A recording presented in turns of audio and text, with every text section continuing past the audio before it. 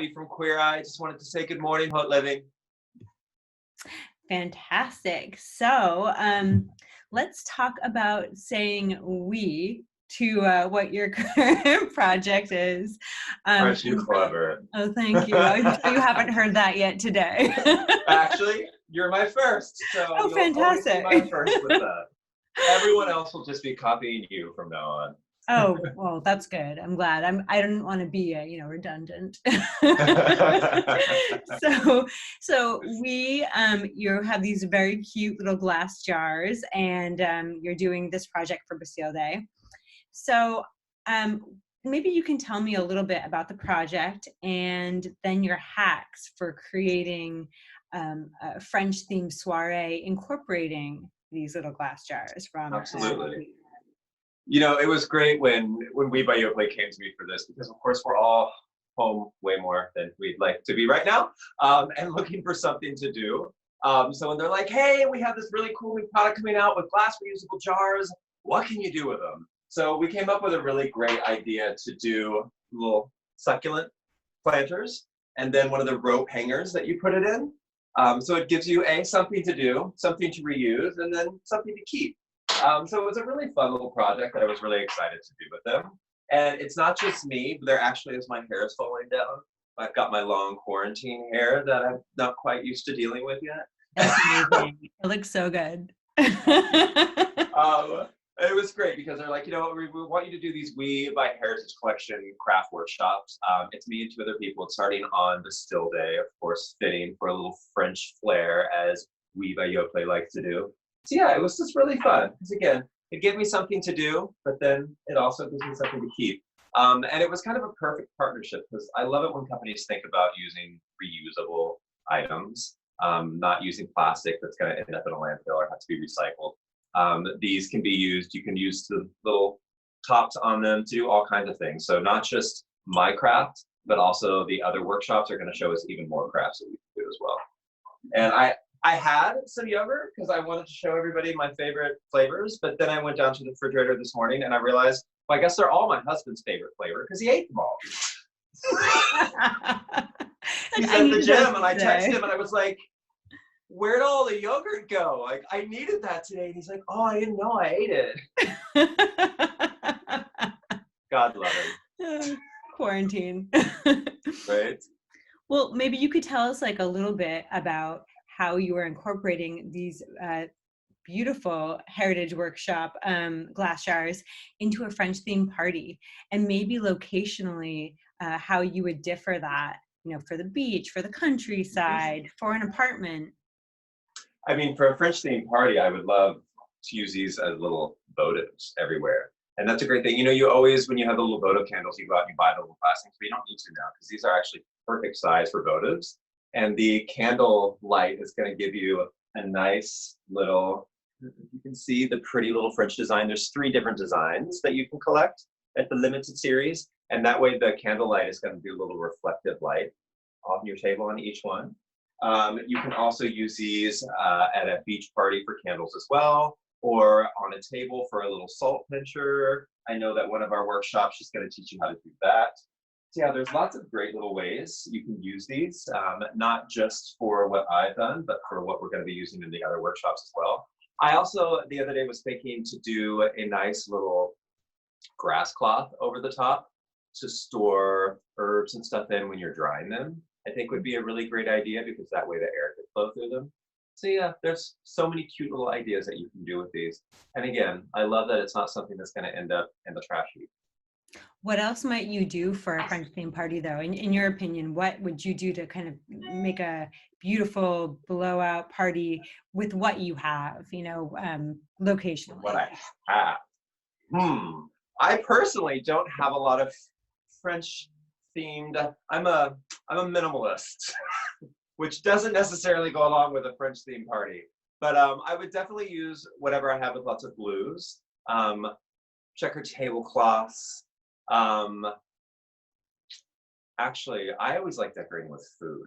That's the one thing I like doing with the holidays because, again, I'm a minimalist. I don't like to have a lot of decorations for holidays, so I end up decorating with food. So for me, doing a beautiful charcuterie spread with big loaves of bread and cheeses, I think that to me makes a more beautiful French spread than any type of decor. And then marry in the great little blue designs from the limited edition We by Yoplait jars, and you've got a great little French party.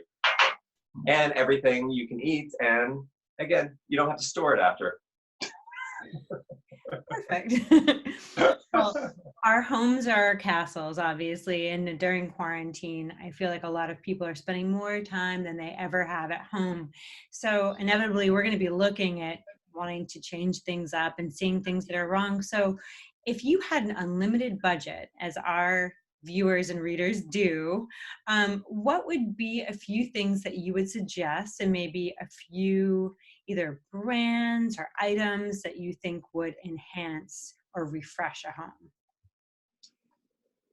Just anything? Oh yeah, Like, go crazy. I mean, I have a beautiful furniture collection that would definitely enhance your home. Let's see, anything that would enhance your home while during quarantine. And no budget. I mean, put in a pool. If there's no budget, definitely put in a pool. Who doesn't have all the time in the world? I saw somebody tweet the other day that like, my favorite thing in the world right now is seeing all the celebrities drinking cocktails all day in their pools during quarantine and wishing I had one. I do not, by the way. So yeah, I think put in a pool. If there's no budget, definitely a pool.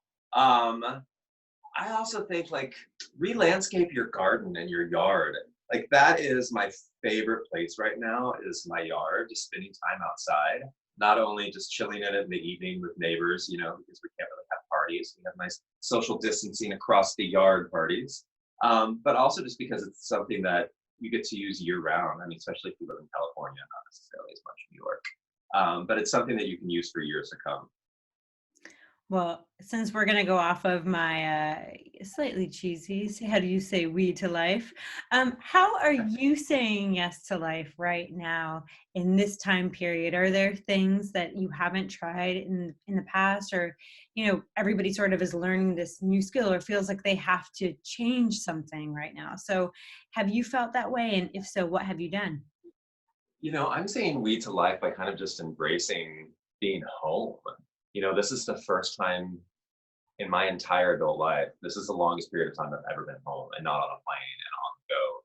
So it's been kind of nice. I'm learning Portuguese right now. I was learning a little bit of Mandarin, but it was a little harder, so I haven't really opened that app as much recently. So yeah, I'm saying we to life by just embracing being home and taking not necessarily a break because I almost feel like I'm working more than I was. But you know what I mean. Yeah, there's no okay, I'm leaving the office now. It's all the time.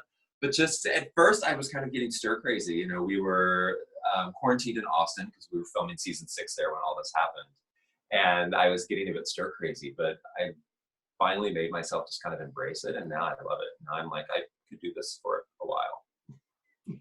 Have you, well, you're obviously your husband, but have your cast members been a support system during this time too? Or are you still in touch as much as you were while you were filming in terms of like I videos? wouldn't I wouldn't say we're in touch as much because I mean when we're filming we're together every day all day, so we're together a lot. Yesterday we were on a group text.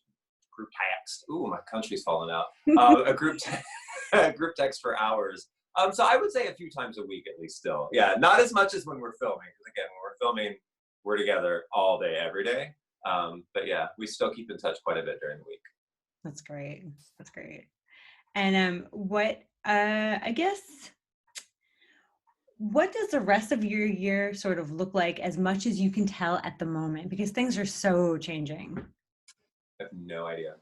I really have no idea. I know that we're going back to film season 6. I don't know when. You know, we had a date, but unfortunately that changed again due to, you know, the increase in cases in Texas. So that is a question I really can't answer. Unfortunately, none of that is in my control. My life is no longer in my control anymore. Yeah.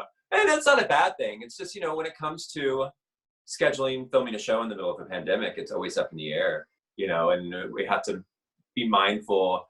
I've noticed a lot of frustration from a lot of people towards a lot of different people, not just in my industry, but in every industry, you know, and people getting upset and frustrated that their packages haven't arrived on time and this and that. And, you know, one thing we need to learn is this is new for everybody, you know, even like students upset that, you know, they're on online courses again. And I'm like, well, this is new for the universities too. Like the universities don't want to do this, you know, nobody wants to be delayed and postponed, but it's the world we live in right now. And so we all need to be patient with each other and show each other love and not get as upset with each other. Because I've been noticing way too many people getting upset with poor little customer service people. And they're like, they won't even answer their phones now. I'm like, I wouldn't either.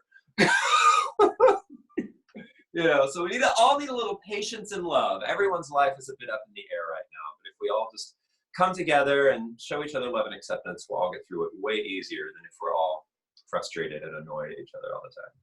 What can I say to that? We? Yes. We.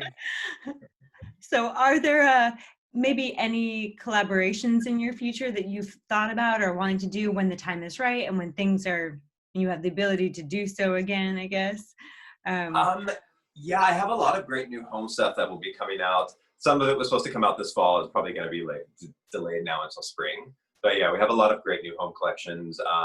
A new furniture collection coming out for, again, it was supposed to be this last spring, but now it'll probably be fall or next spring.